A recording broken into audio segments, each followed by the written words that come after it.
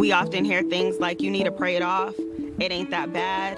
Back in my day, it was worse. How does that open the door for anyone to feel okay about talking about what they're going through? Certain cries for help should never be ignored, denied, or dismissed. That excerpt from the new movie Hush, offering several examples of the wrong responses to what may be signs of struggle. The title Hush is not a call for quiet, it's a call for action. September is Suicide Prevention Month, and hearing any expression of anguish could be an opportunity to save a life if you recognize the signs. Therapist and founder of the Whole Family Healing Group, Misha Rice, served as executive producer of the film and told me how the movie and the month is bringing this important issue to light. Well, thank you for joining us. And we're here to talk about a very important topic, of course, and that's suicide prevention and mental health. But before we get into signs to look for and everything else, let's talk a little bit about your new movie, Hush. And Hush is an acronym.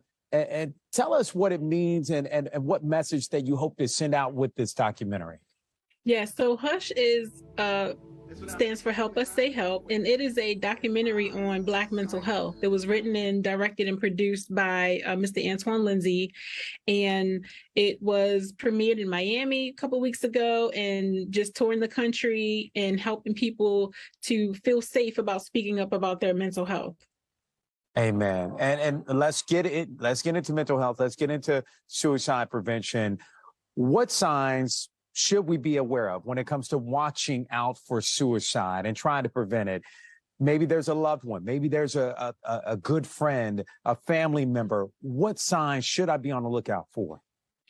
A lot of the signs are things such as isolation and maybe people feeling as if they're no longer good enough to be here. Sometimes people will make comments about, I'm worthless, and they're feeling depressed, and they're maybe sleeping a lot. The eating habits have changed.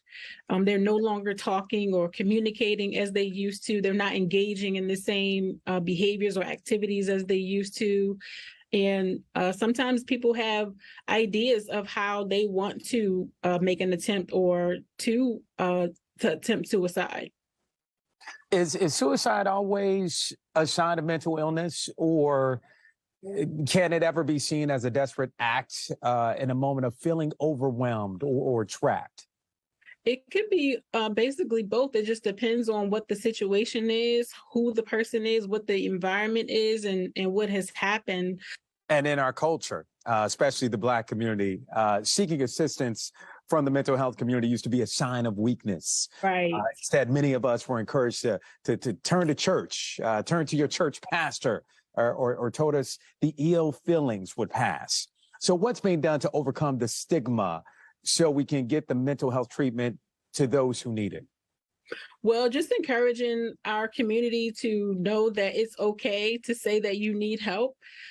Just working to erase the stigma, becoming culturally competent, and knowing how to relate and not always feel as if we need to give these diagnoses without looking at the big picture, because our culture does play a big part in a lot of what we deal with when it comes to mental illness.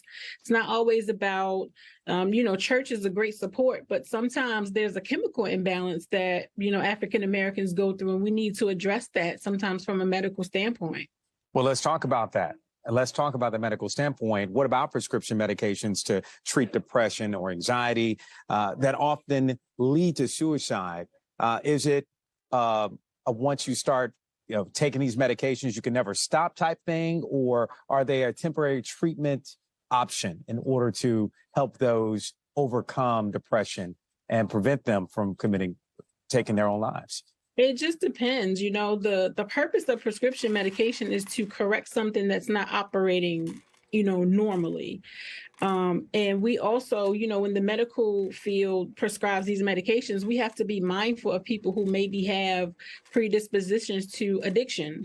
And we have to do a lot of education on how to take the prescription if you're not feeling well. A lot of times in the Black community, we'll get a prescription and we're not feeling well, but we don't always communicate that to our provider. And so we either continue taking the medication and it's not working and it may have adverse reactions, or we are using or doing other things, or there are other things going on in our system that may be causing other adverse reactions. So we really need to be mindful of that. And when it comes to children, are they crying out for help in ways that may be mischaracterized or misunderstood as bad behavior? Yes, I've always said that all behavior has meaning, especially in children. All behavior has meaning. Our children are under so much stress. And now that they're back in school, they're seeing so many different things. There are a lot of fights happening. There are a lot of behavior issues.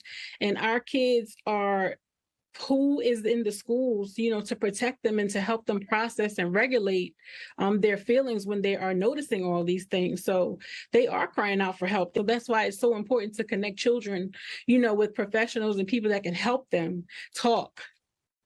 And when it comes to Black women are we always seen as strong and powerful, even superhuman. That's how I used to view my mother, but not vulnerable or even worthy of proper medical care, physical or mental. So what's being done to look out for them? I just try to be the voice for Black women, because oftentimes we are not listened to. When we go to see medical professionals, a lot of things are misdiagnosed. They are ignored. And I just try to educate, my clients. I look at the big picture. I'm not just going to look at your mental health, but I need to know, when was the last time you went to the doctor? Have you had your hormones checked?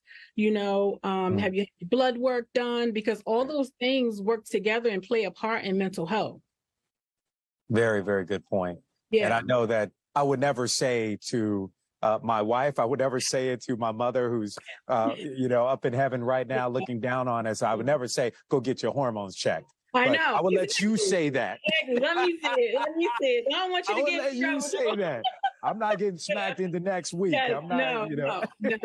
We don't need to always be that strong, that Wonder Woman, Superwoman Kate. We have to let that go, Amen. Because we need help. We need support. We need to be listened to. We need to be taken seriously when we come, with some issues. And lastly, we're going to be throwing up the number, of course, constantly throughout the show. We always want people to know where to call to get help.